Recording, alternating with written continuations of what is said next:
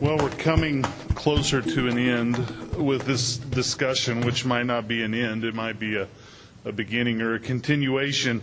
So one of the things we'd like to accomplish, I think, at this point, and we'll kind of retain some of the folks with microphones, hopefully, to assist with this, is to, rather than have myself provide any wrap-up comments, I think we're interested in looking at feedback from the audience again and the participants here about next steps and a pathway forward. And I guess I'd lay out a little bit of observational challenge with that. You know, we can all have, and we're good at, kind of recreate or discussing aspirational type of comments and goals. Really not goals, but aspirational observations. I think what we're really looking for, but not into the weeds, is really what sort of actionable process-based steps do we take from this point forward to advance this conversation. We know or have an idea, I think, individually of where we aspire to be or think others aspire to be, but what is that pathway forward? It's a process. I don't know that we're interested entirely into really minute details, but if specifically from individual sectors that have responsibility for either technology, producer groups, agency folks, what is that pathway forward, and how do we set that into motion? When do we set that into motion? And how does that correspond more appropriately with what we've heard here? Obviously, knowing that these recommendations are going to meet the light of day some point in the very near future, I believe. Isn't that correct? They may go out for comment from USDA, be published, I would assume, in the Federal Register, and that comment would then be taken and I think would be very complementary to some aligned processes that help better inform ultimately how those recommendations then become actionable. So with that, I think I would like to turn to the audience underneath some of that direction to have some dialogue at this point in time. We'll capture all that, but ultimately I think you need to understand that it's going to come back to each of you and us and others that are not in this room to make that happen. So who wants to be the brave soul that kicks off this discussion for the foreseeable minutes that we have remaining in this forum?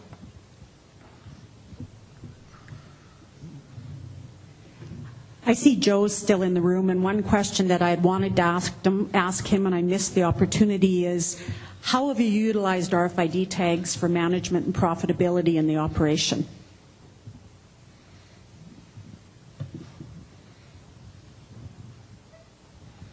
I think probably in the onset it's mainly efficiency and being able to manage my herd and improve on the quality of the herd.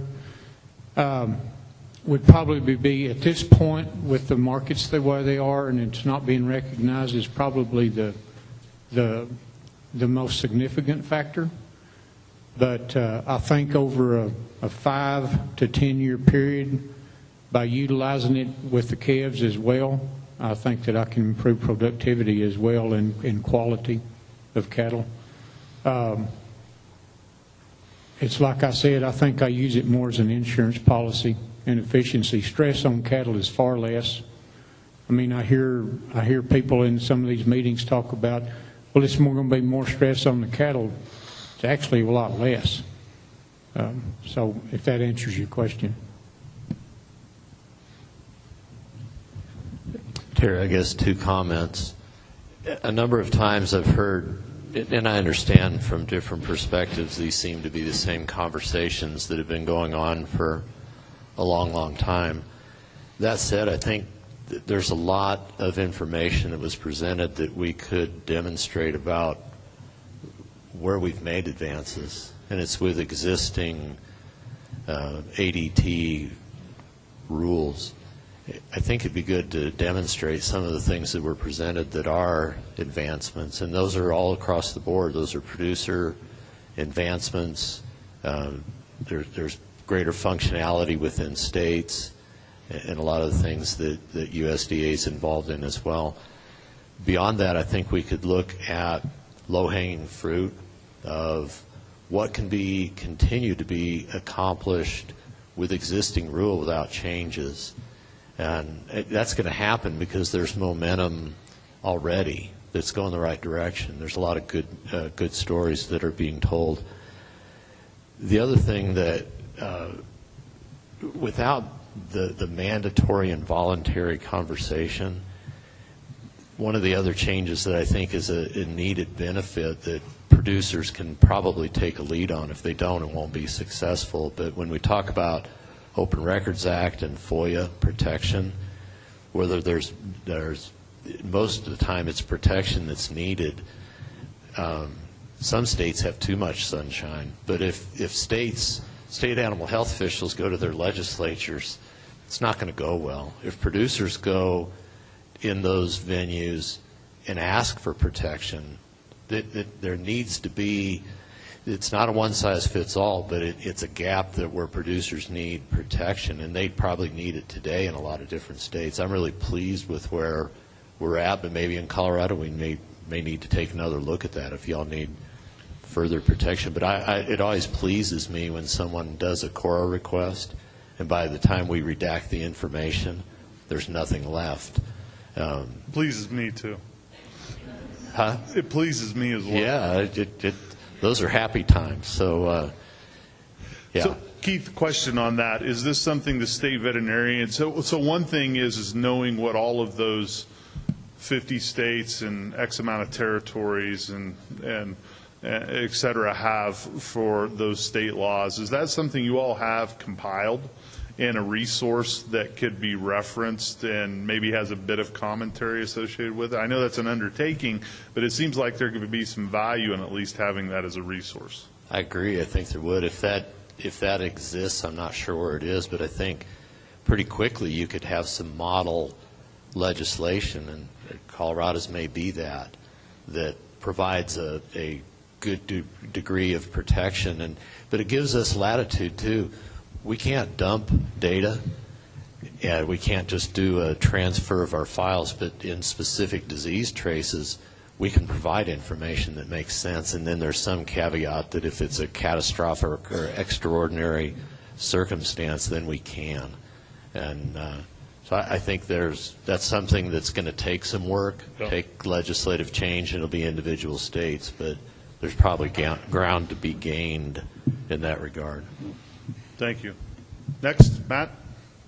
Yeah, Matt Deppy from Iowa with the Iowa Cattlemen's Association. And so as I got ready to come to this opportunity to listen, learn, and see some opportunities ahead of us, working with a membership of 10,000 in Iowa, very diverse, as I commented earlier yesterday, really trying to find, from a trade association standpoint, that pathway forward. And one of the big resounding themes that I think is, as we work through roadblocks on that path in front of us, is the question of how do we carve out the opportunity to engage the industry. And it's been stated over and over throughout the last 2 days in relationship to where does the industry stand in context to find a solution. Joe talked about it this morning, a small group of folks, various sectors on the producer level and interests like the Livestock Marketing Association. So I think as we move forward, and this is just generally speaking, I don't have any details in my mind just yet, but the question is, how do we pull together a group of stakeholders, the folks that are going to be connected to this, whether it's positive or negative, and drive that movement forward. We do need to take some time from a producer perspective and find those advantages of utilizing this technology outside of animal disease traceability. Putting the ROI in my operation, to me, regardless if I'm a 50-cow herd or a 10,000 head feed yard, is really, really important. And there's obviously some opportunities there. But I think generally speaking, in relationship to where we're at right now, in phase 1 and moving forward, yeah, there's some things that we need to tie a cinch knot in really tight and fix, possibly. But I don't know that we're going to get there without some practical input from the stakeholders as well. So maybe we can drill into that a little bit. I'd be interested in others' comments. I mean, I heard Matt talk about a process of moving forward. Obviously, that's within the beef industry. I'd assume other species might have an interest in that too.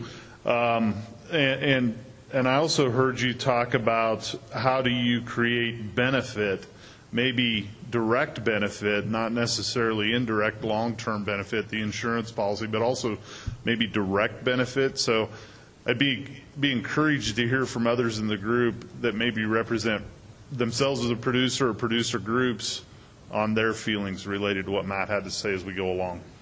Go ahead, sir. Well, thank you.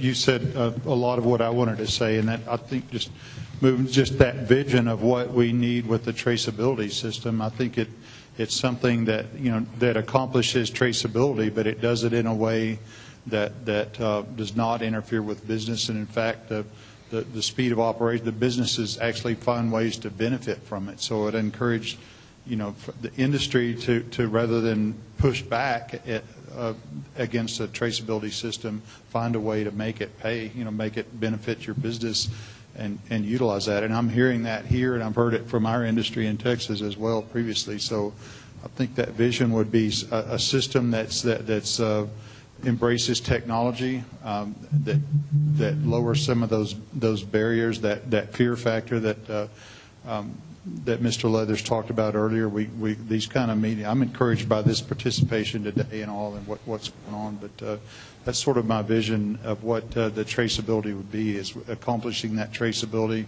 but benefiting the industry. And maybe the new speed of commerce accommodates just a little bit of time to put that technology in, to get that tag in, because there's a massive benefit at the end. So I would turn it to my industry partner, if I may, then to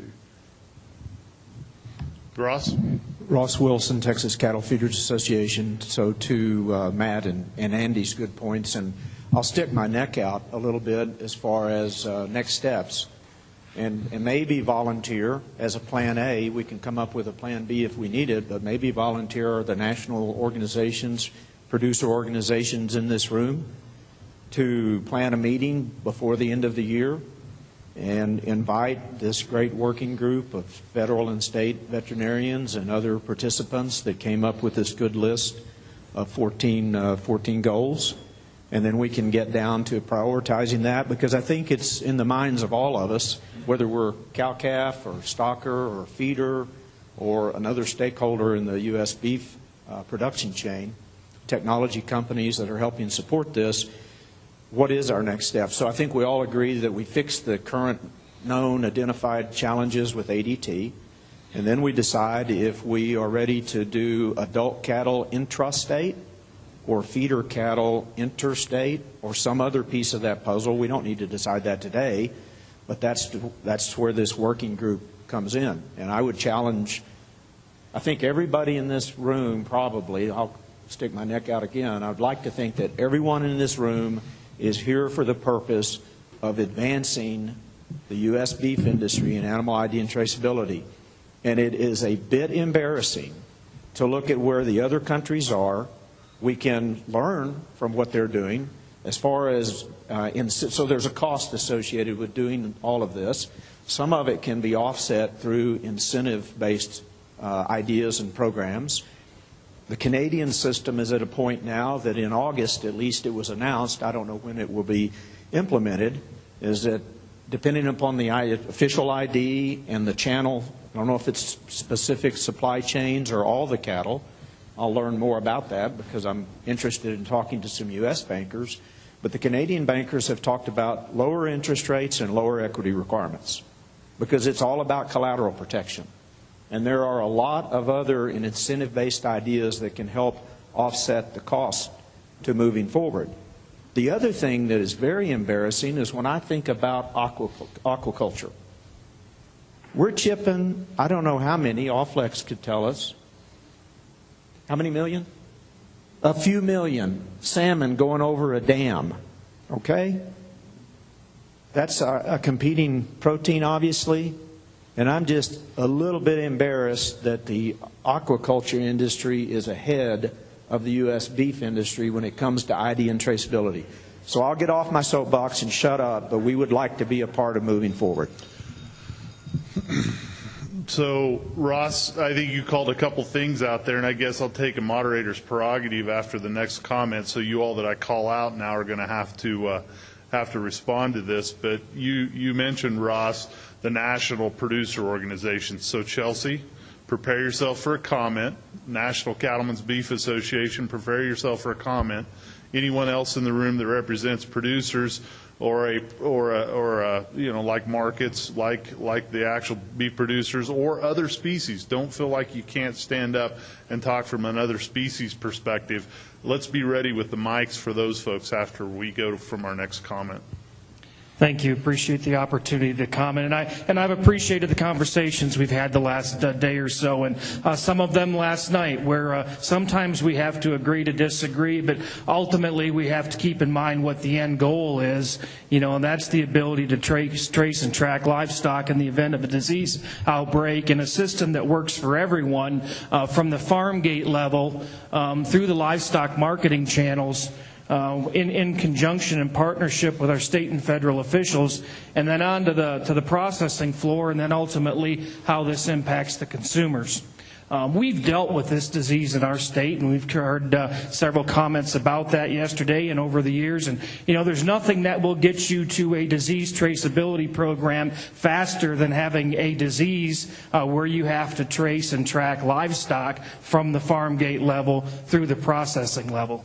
And it's not easy, but it works. And it works when the industry takes hold of it and leads the effort, takes charge of the effort, and then sells the program to the rest of the industry so that there's buy-in. And I will tell you that not everyone agrees, and that's okay. But when those that are involved in fixing the problem, when there's a problem, those that are involved in dealing with the problem typically come up with the best solutions. So I think the comment about forming a group, an industry-led group, is critically important. The timeline was talked about, 2023, and I heard a lot of comments yesterday, and I heard different comments last night.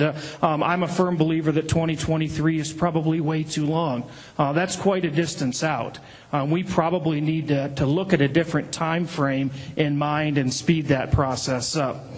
Technology-wise, certainly it would be great if we had the ability or the availability of dual-purpose technology. Low frequency works for some, high frequency works for another. I'm guessing the technology companies can figure out if you give them a charge to come up with a technology that works for both, and it works at all levels.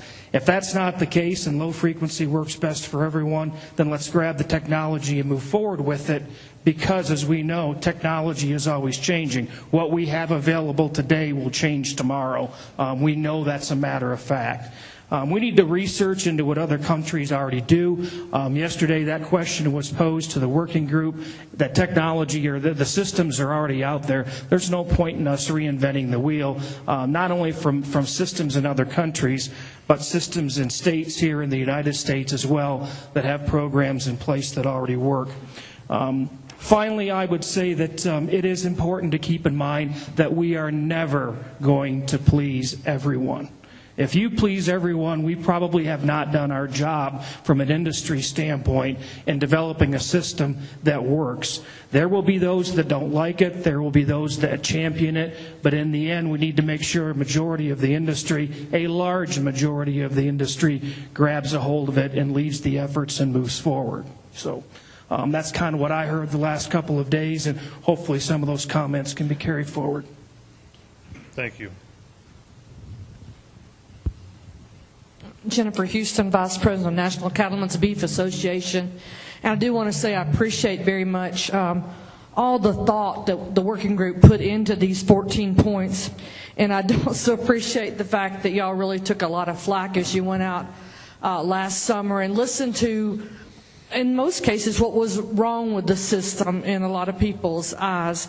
And so now I think it's a great opportunity, and Ross and Matt, I know NCBA certainly wants to be a part of the solution going forward.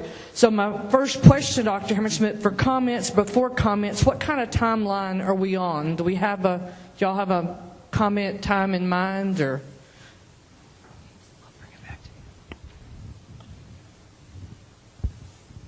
So in regards to the working group report, we certainly want to post that on our website as well as publish it in the Federal Registry with a comment period probably of 45 days. So we're hoping to get that document later this month, early next month posted, receive comments, and then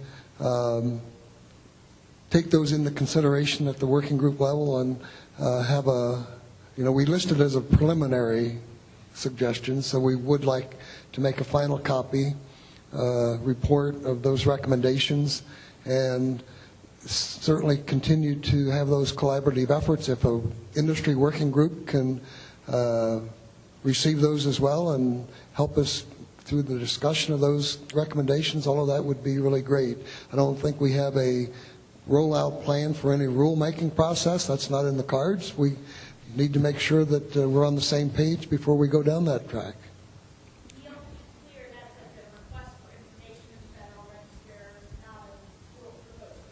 Definitely not a proposed rule. It's a publish of notice of availability of the preliminary recommendations that we'd be soliciting comment on. So we give everybody the opportunity to comment, certainly.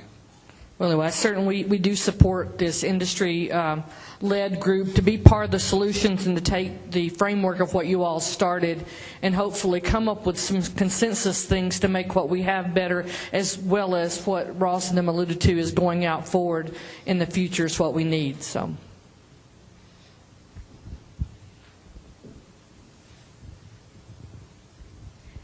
Chelsea Good, Livestock Marketing Association. Terry wants me to stand up, I'll stand up. Repeat the thoughts of the last couple of people. We're all here because we care about the U.S. beef industry. And I appreciate the working group coming forward with some actual recommendations. I didn't know if that was going to happen in the next couple of days. So I know it feels like we're beating lots of the same dead horses over and over again, but I think having actual recommendations as a starting point, that's helpful. As we talk about the next steps, LMA definitely wants to be at the table. Need to be honest that I think that our livestock market owner-operators feel like they've got a lot to lose in this process in terms of the risk, the liability, the cost of tagging. If we as an industry want to go down this road and find ways to spread that cost and that risk across the different sectors, I think that that's how we're going to get, at least my segment, a lot more excited about taking that next step forward. But we want to be at the table. I think that there's a lot of conversations about technology, that if we can answer some of those questions from a industry perspective, that's going to be helpful. So I think at the end of the day, we want to be a part of these conversations as they move forward. As we look for the next person, I'd like to talk a little bit about, communication and having actual producers be engaged in this commentary publicly too, because we always hear, and Burr, you can speak to this too, when you write a really quality article about any number of issues. Generally, all the work that you went into that article, gathering resources and talking to people on the ground, you've kind of got a good context of it. But in many cases, and I'll be critical of this because I'm guilty of it even as an exec, but certainly as a producer, and I know our members are, a lot of those good people that gave you the support you need to author that article don't stand up and comment on their position or their opinions. They're busy people. We get that. But we need to find a way to facilitate the voices of the producers that find value in a program like this to the masses. Because I know in Colorado, and many of you have in other states, when we've recently done a statistically relevant survey with producers, and we ask them who they trust, where do they get their best information from. The first, and you may chuckle at some of these, but the first is their neighbors, right? They want to go to their neighbors and understand what their neighbors are doing and how they feel about things. The second is their trade associations. I'm not going to tell you how far government ranked down on that necessarily, but you were in the top 10, so that's good. Trade publications were in the top 5. But I do think we need to find a way to manage the the gymnastics that are going to go on around this discussion too, and really empower. Mr. Leathers, I think you had a lot of great common sense, and I think you're a trusted resource in the industry, and I know you don't need another thing to do, but I think sometimes it matters when people like you stand up and speak about these issues, because there's a lot of people want to know what you think. And we have to figure out how to facilitate that as we move along as well. So just an observation. Next person with a comment. I'm the other Ross in the room. I'm Ross Baker from the Nebraska Department of Ag, the Animal Disease Traceability Coordinator. And I'd just like to echo or reaffirm what Mr. Leathers brought up this morning to involve the industry. I like the 14 points we have here to work with, but I think, and each one of us in my position, each state, I think, has a component in our cooperative agreements about an advisory group. We've had an advisory group in the past at Nebraska, but when they would come up with some good recommendations, input, it wasn't always allowed to be acted on. So I would like to go back to Nebraska, and we will take action on this, where we'll take the 14 points, and I'll have people in the room that will want to skin me before they want to listen to me. At the same time, I'll have somebody on the other side of the table that will think we just make it mandatory, we set the date and we go. My fear is that if we set the date as a hard date right now, is that why do you even bring me here? You already made up your mind. But I like the idea of getting it by before 23, but it can shut down the producers that want to have input, because why should I? You've already decided. So it creates a challenge in that regard, just the way people think. The other thing is, it's just simply an idea I'd like to float, and I don't know who can pick it up and work with it, but we talk about the cost of tags. Cost of tags isn't that serious to me. To some size producers it is, but the other thing is they want to use that in their business management. They need to have reading equipment to utilize it then.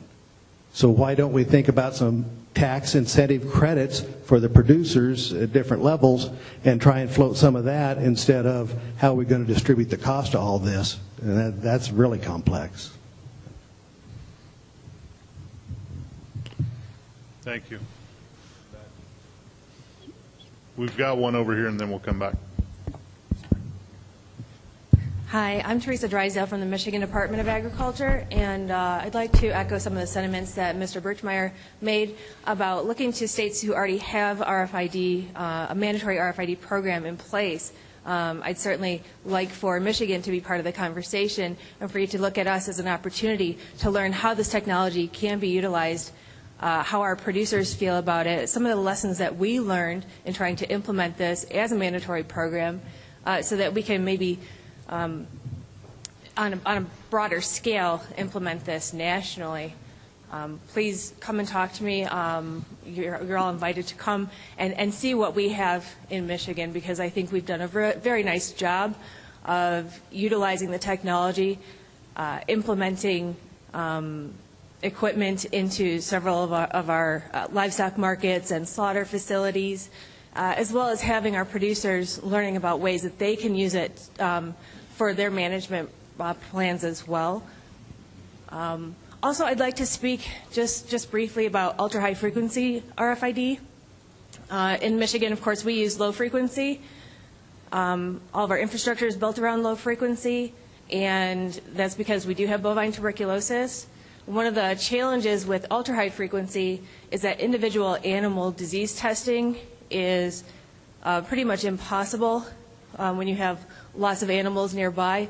Those tags will read at such a large range that it's very difficult to narrow down to one individual animal. So please keep that in mind when we're discussing which frequency to go with. I think a dual frequency tag would be the best to allow us that flexibility of multiple purposes with one tag. Thank you. So Terry, just one quick additional thought. When I mention the national organizations, I want to make it clear that I include NIAA and USAHA. Scott and Ben and Katie and others have played and will continue to play a very important role in facilitating this discussion, and they may actually be the mediators, intermediaries, as we move this process forward. Good point. I think we'll let our chairs and president respectively, as they end this session, make some final observations around that, if that's okay with you two gentlemen. Other sectors. Who do we have? Yes, ma'am. And then we'll come back up here. Not a sector specifically, but I just want to go back to one of the things that we talked a little bit about yesterday and has become even more clear to me today, and that is that the quote-unquote industry that we're talking about is diverse across the country, and I don't think that there is a one-size-fits-all. But what would be incredibly helpful and I think useful to everybody is to define or identify the industry that is going to be engaged in this. And that may be the national associations that represent different sectors. That's absolutely fine. Or it may be producers of XYZ species that are above a certain number of head per herd or flock, or farm gate income, or whatever the case may be. But defining that would be very, very helpful. And what I would like to do is go back to my part of the country and let people know that, look, these are the categories of the industry that are actively engaged. And if you aren't in those categories but you want to have input, get your input to these people. And give people a pathway to provide that input. And then at the end of the day, or the end of 2023, or whatever we end up with, if those people haven't taken advantage of that opportunity, tough beans. You get what you get. But I think, to me, it is still very vague what we're talking about when we talk about industry. And I worry that there are a lot of people missing the boat, and if they're informed of that information and then they still choose to miss the boat, that's their problem. But right now I think it's our collective problem that we haven't defined that, and I hope that that can get done. Yeah, I think that's a good point. We'll go up here in a second, but there's a term of art called the coalition of the willing. I think I've been in too many of these conversations that have a certain lack of will. So I think that's one litmus test we can achieve, hopefully, Ross and others in the beginning, at least from the industry, is that we can spend our time bearing arms, or we can spend our time moving forward. And I think we have to prioritize that up front here. Thank you, sir. As a state veterinarian, let me tell you, I'm really excited about being able to attend this meeting, state animal health official. And to us in the Southeast, some few different issues, but I'm really excited that the glass on my desk is half full. I've got a lot of optimism that we're going to finish this before I retire and start drawing Social Security. And so I still hear some industry sectors, producer groups in our part of the country that are saying, that not belligerently at all, but they're just saying, we're not going to do something, we're not going to do this until we have to. Not being mean about it, but when they got work to do and they got stuff to do, and they're just saying, Dr. Frazier, hey, you just tell us when we're supposed to do something, and we'll do it. We'll figure out some way to do it. So back to the timeline, I got the slogan for you guys. It just came to me. The Lord give it to me. Are y'all with me? He just gave it to me up here just a minute ago, Mr. from 4 6s. Listen to this. Here's y'all's slogan right here, 2020 vision. I've got 2020 vision. We're not going to do 23 on 2020. I've got a T-shirt I'm going to buy, a coffee mug. I'm going to put a tattoo up here that says, I've got 2020 vision. Are y'all with me on that? Ain't that good? Ain't that good, Ben? I got 2020 vision. I'm going to get me a tattoo, put on somewhere back here. I'm excited about the opportunities. Thank you, sir. We'll hold you to that, and we'll be looking for the picture shortly. Scott, do you have a comment? Yeah, if I could, just for a moment. I'm speaking on behalf of National Livestock Producers Association, for which I serve as the president and CEO, which is also an organization like LMA that represents markets, but its markets are organized as cooperatives. And I look around the room, these last couple of days, and there's a lot of people I've gotten to know over the last 20, 25 years around this issue. And those in the room that were part of an effort that we're, I think, talking about right now, where industry comes together and tries to drive this forward, it got short-circuited, quite frankly, in 2003. There was a lot of good work that was being done by industry voluntarily to come together and address a lot of this. I think at one time we had 70 organizations as a part of what we call the U.S. Animal Identification Plan. volunteer process. Everybody was at the table volunteering. You know, NCBA was there, LMA was there. I mean, countless numbers of state organizations, and at that time other species, because, you know, the swine industry was there, the sheep industry was, and so forth. Now we know that that's kind of off the table. It's so refreshing to hear kind of that enthusiasm starting again, because, you know, if we've sat here now for 14 years, and we know where it's gotten us as far as ID. I'd say it's encouraging to hear, Ross, what you're saying about it, others in the room.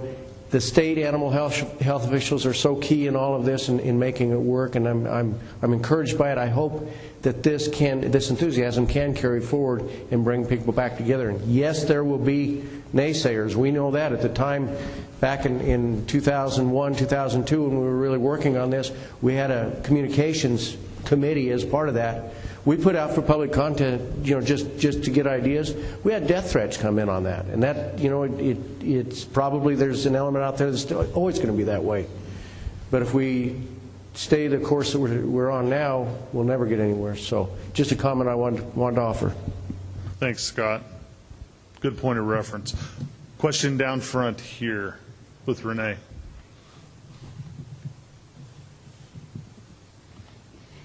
Renee Strickland with the Livestock Exporters Association. I'll make this quick. First, I want to thank all of you that have been through this process for 14 years. I've been on the outskirts. I've known about it, but I'm kind of glad I haven't done this for 14 years, because you probably have gotten burned out.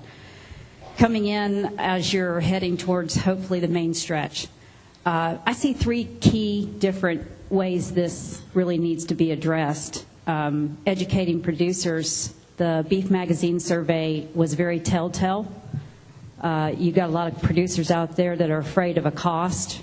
I think they need to get simplified down or dumbed down to the fact that it's just the cost of that ear tag. Please don't get wrapped up in having to get a computer software program. Just tag your cows. That's if we got mandatory. Also, privacy. That's obviously their other concern. That's going to have to be for integrating databases between USDA, state reps, all the industry, and privacy is huge. So that's another, you know, vector out there that needs to be taken care of. LMA is absolutely essential for anything mandatory to be on board.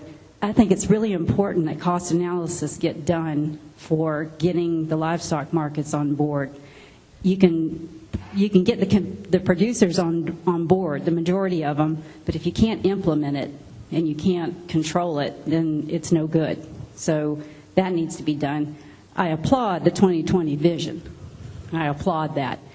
China opening up is a game changer, and the faster we get on board, the faster these producers can actually be eligible to sell their beef globally and put more money in our pockets. That's my incentive. I'm going to go buy a reader. I'm finally going to do it. I've been talking about it for years. I'm going to get those cows in my computer. I'm going to get rid of flap tags. I'm going to get RFID. It's time. I work globally. I know the benefits that are going to come to producers. It's not if.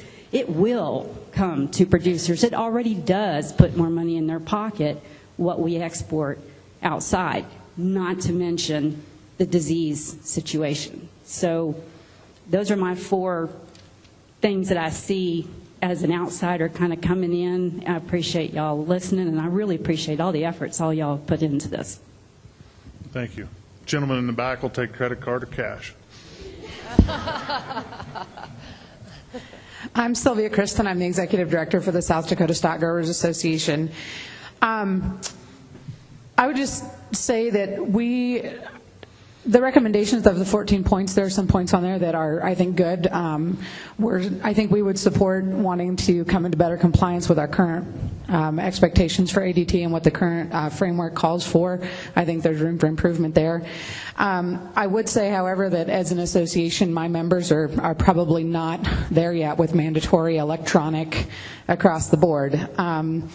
That's not because we're opposed to technology. My board president can't be here today because he is tagging his yearlings for an age and source program.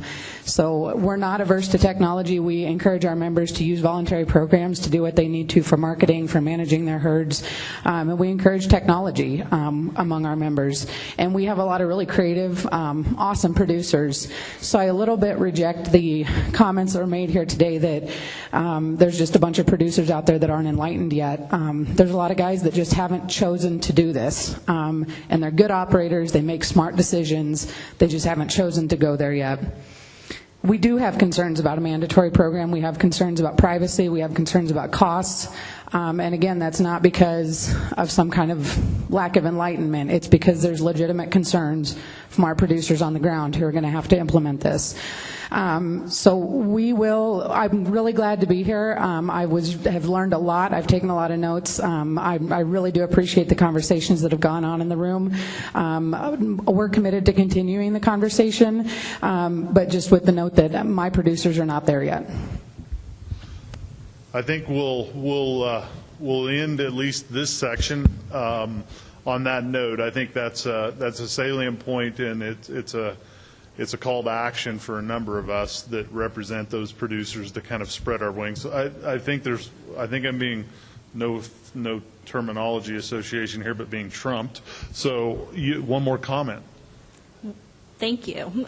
So Sorry Caitlin about that. McCulloch, American Farm Bureau. I just wanted to chime in here and say thank you all for participating and allowing us to participate in this meeting. It's been very helpful. The speakers have been great, and I've learned a lot as well. And we're looking forward to also being part of the conversation in the future. I think the advisory group is an excellent idea, and we hope to be part of that as well.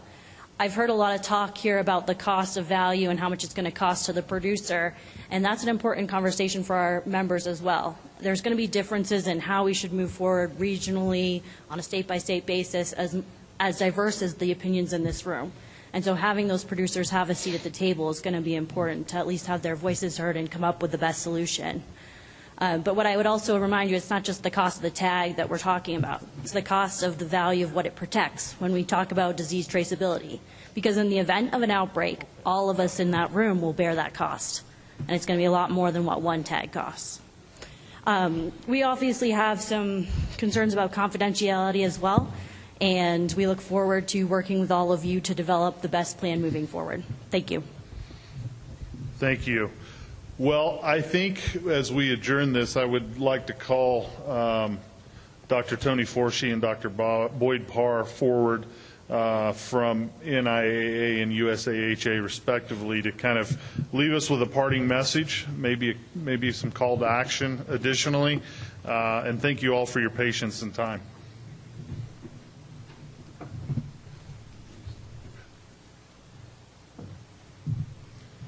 Well, I'm the state veterinarian for Ohio. I'm the current chairman of NIAA, and I have no authority, but I did out in the hallway during a break appoint Joe Leathers as a new chairman for this advisory committee under no authority of my own.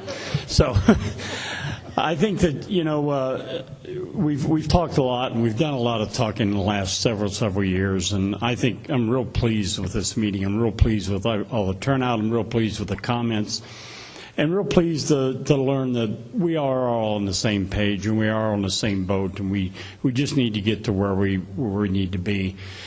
I still have on my wall in my office one of the original NAIS posters. Now, I've got it kind of hidden behind a cabinet, but I still have it. And I think back about how that started off and how really piss poor job that was, bringing that out and the way it was brought out, and you're going to do this and do that. And I think we've turned totally from that to seeing what the true value of officially IDing our cattle and our livestock to do, and what the global demands are that's going to do it. We've got a lot of great companies out here that have helped us along the way. And to USDA, we as state animal health officials, we think we've done a really good job in tracking disease. and disease traceability.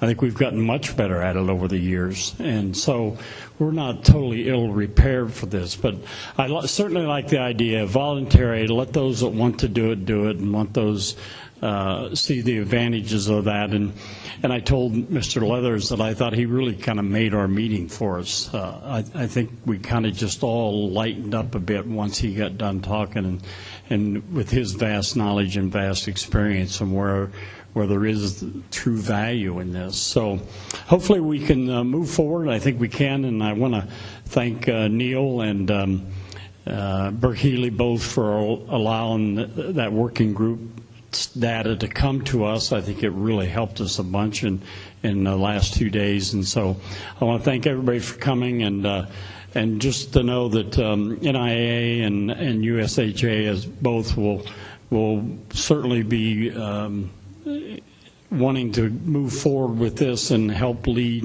and facilitate that. That's what we do as organizations. So, Boyd, I'll turn it over to you. Thanks.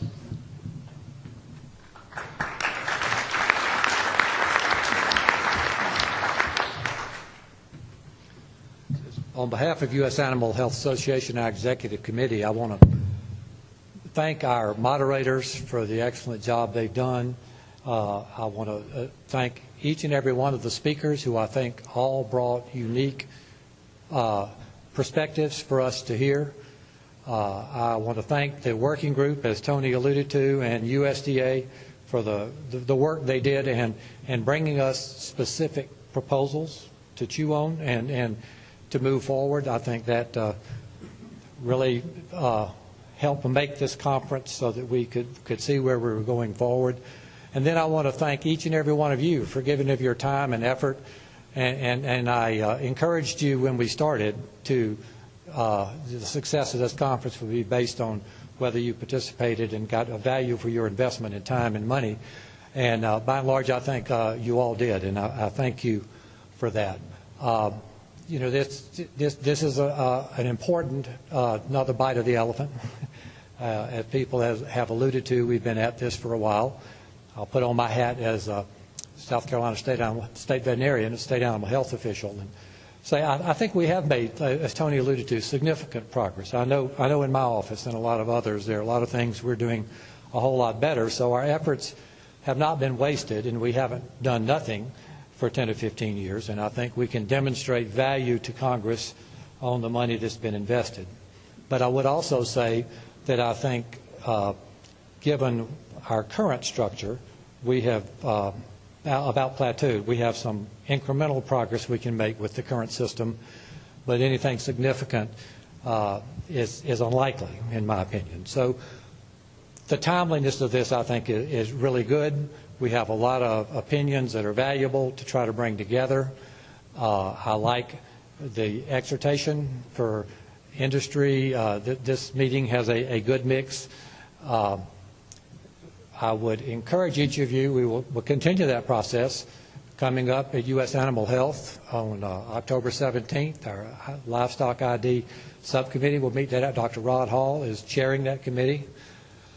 As you have looked at these recommendations from USDA, if you have opinions on them that you think the majority of U.S. Animal Health, and I think all the groups that I've heard speak, maybe I'm missing on some, but I believe all of you are agency members and have representation, and will have a voice there. So that is the first opportunity I see to begin developing consensus points. I know some resolutions have already been circulated. If those of you have talked with Dr. Hall, if you have ideas about things you like and don't like that we can adopt in U.S. Animal Health as a consensus, that's a nice way forward. It will help make that meeting more efficient if you can communicate that to Rod prior to the meeting so he can circulate it to the committee. There's been a robust discussion going on now, so I think that's a good opportunity if we have in just a few weeks to take another step with what's been presented to us. So with that, I want to, again, we thank USDA for asking us to put this on. Thank Katie and Ben for the work on behalf of NIAA and U.S. Animal Health on doing the logistics. And mainly, again, I'll thank each and every one of you for your active participation, for your concern for animal ID, and particularly the livestock industry that you've expressed by not only your presence, but your input into this process. So, thank you.